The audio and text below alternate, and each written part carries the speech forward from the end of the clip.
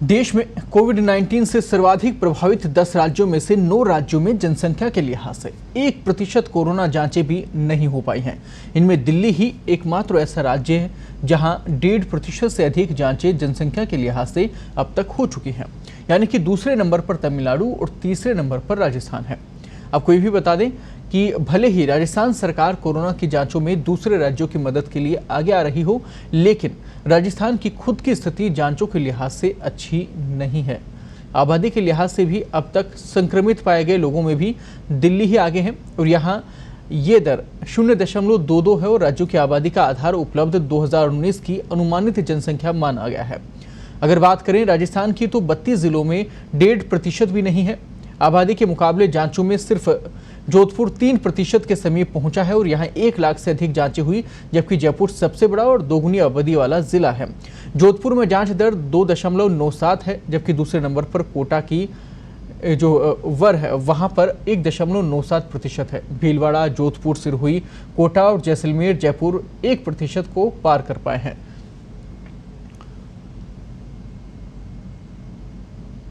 देश में कोविड-19 से सर्वाधिक प्रभावित 10 राज्यों में से 9 राज्यों में जनसंख्या के लिहाज से 1% कोरोना जांचें भी नहीं हो पाई हैं।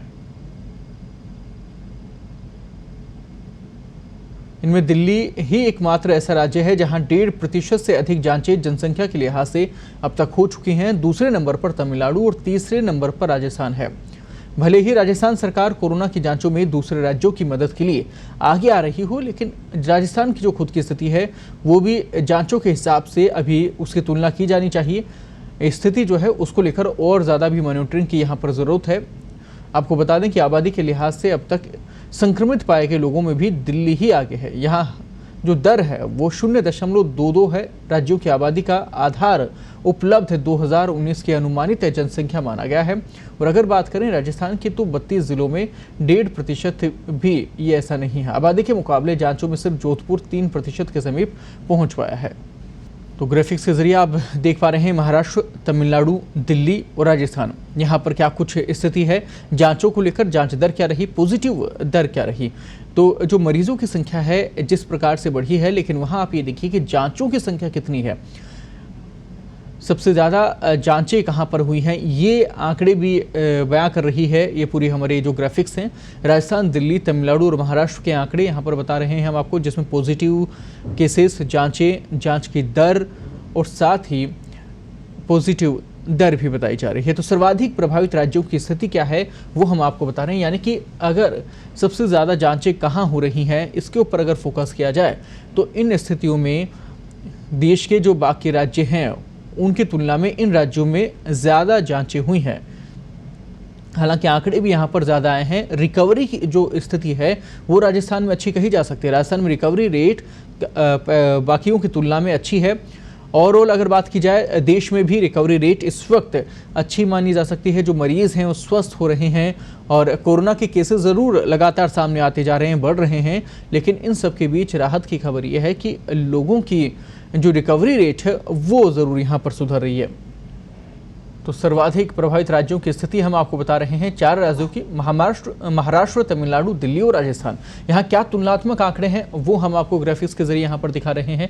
और अलग अलग राज्यों की स्थिति है ज़रूर, लेकिन कोरोना के जो केसेस हैं इन राज्यों में काफ़ी ज़्यादा आ चुके हैं अभी तक। और यहाँ सबसे अच्छी बात जो है कि रिकवरी रेट भी कुछ राज्यों में अच्छी है। लगातार जो मरीजों की संख्या है वो सामने आई है, पर इसमें रिकवर भी हुए हैं।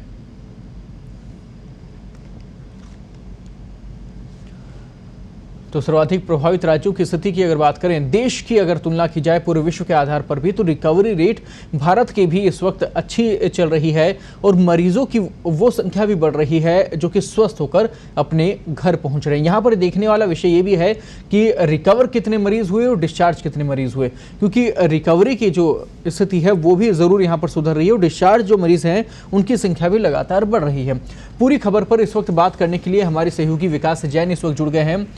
विकास जी, अगर बात करें कुल जांचों की तो पूरे देश में कुछ राज्य ऐसे हैं जहां पर जांचें काफ़ी ज़्यादा हुई हैं। जांच प्रतिशत की अगर तुलना की जाए और हालातों की तुलना किया जाए, क्या लगता है आपको, क्या स्टेटस है इस वक्त राजस्थान और अन्य राज्यों का? देखिए, हम राजस्थान की बात करें तो राजस्थान की आबादी को देखते हुए राजस्थान में जांच दर अभी काफी कम है। 1% से भी कम जांचें राजस्थान में उसकी आबादी की तुलना में हुई है। 2019 के जो उपलब्ध जो अनुमानित आंकड़े हैं जनसंख्या के राजस्थान के, वो करीब 8 करोड़ से भी अधिक है। जो 2011 की जनगणना हुई थी उसमें 7 करोड़ के आसपास राजस्थान की जनसंख्या थी, लेकिन 2019 की जो अनुमानित जनसंख्या है वो करीब 8 करोड़ से भी ज्यादा की जनसंख्या राजस्थान की है। उस जनसंख्या को देखते हुए राजस्थान में अभी तक जो 0.73% जांच दर निकलकर सामने आई है, यानी कि 100 राजस्थान की जितनी आबादी है उसमें से 0.73% जो मरीज जो लोग हैं उनकी ही जांच अभी तक हो पाई है। दिल्ली पूरे देश में सबसे आगे है, वहां पर करीब 1.5% से ज्यादा लोगों की जांचें अभी तक हुई है। हालांकि पॉजिटिव मामलों की संख्या दिल्ली में तेजी से बढ़ी और 44,000 45,000 तक दिल्ली का आंकड़ा पहुंच चुका है। राजस्थान अभी करीब 12,500 पर है। राजस्थान की जो पॉजिटिव दर है, जितने टेस्ट हुए हैं उनमें से जो पॉजिटिव आने की दर है, यानी कि 100 टेस्ट पर पॉजिटिव आने की दर राजस्थान की 2.5% के आसपास है, उससे कुछ ज्यादा है। तो हम मान सकते हैं कि राजस्थान में पॉजिटिव आने की गति भले ही कम हो, लेकिन यहाँ पर जो आबादी है उसकी तुलना में अभी जांचें काफी कम संख्या में हुई है। जी विकास जी, ऐसे में अब राजस्थान सरकार का भी ये दावा है कि अन्य राज्यों को भी मदद की जाएगी जांच में, और खुद का जो 40,000 का जांच का इस वक्त टारगेट लिया गया है, क्या इसको कैसे आगे बढ़ाया जाएगा और इसको लेकर किस प्रकार से बाकी राज्यों की स्थितियों में भी सुधार हो पाएगा? क्योंकि जांचें बेहद ज़रूरी हैं। जब तक जांचें नहीं होती हैं आगे की कदम हम नहीं बढ़ा सकते। पहला स्टेज एक प्रकार से यही है। जी, निश्चित तौर पर जो कोरोना की जो आज देशव्यापी जो समस्या है, पूरे देश में कोरोना पैर पसार रहा है, दिल्ली में हालात बड़े विकट होते जा रहे हैं, तो उसे देखते हुए जो राजस्थान सरकार की पहल की सराहना की जा सकती है कि वो दूसरे राज्यों की भी जांच में मदद करेगा। प्रतिदिन 5,000 जो टेस्ट है वो दूसरे राज्यों के किए जाएंगे। लेकिन यहाँ पर जो दूसरा सबसे बड़ा पहलू है राज्य सरकार को उसको भी देखना चाहिए कि राजस्थान अभी तक की जांचों में किस गति से आगे बढ़ पाया है। सबसे बड़ी चुनौती ये है कि यदि जांचें कम होगी तो संक्रमण की दर का पता नहीं चल पाएगा, कई लोग जो संक्रमित होंगे उनका भी पता नहीं चल पाएगा।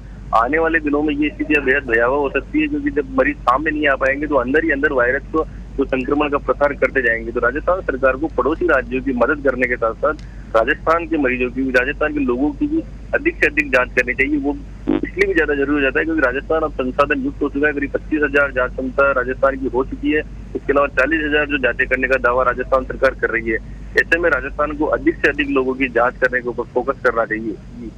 चलिए, बहुत बहुत धन्यवाद विकास जी आपका तमाम जानकारी के लिए। तो जो प्रतिशत है वो ज़रूर यहाँ पर बढ़ाना है, जांचों का दायरा भी बढ़ाना है। चुनौती बड़ी है, लेकिन इस वक्त जुट जाना है, कोशिश करनी है, क्योंकि कोरोना को भी हराना है।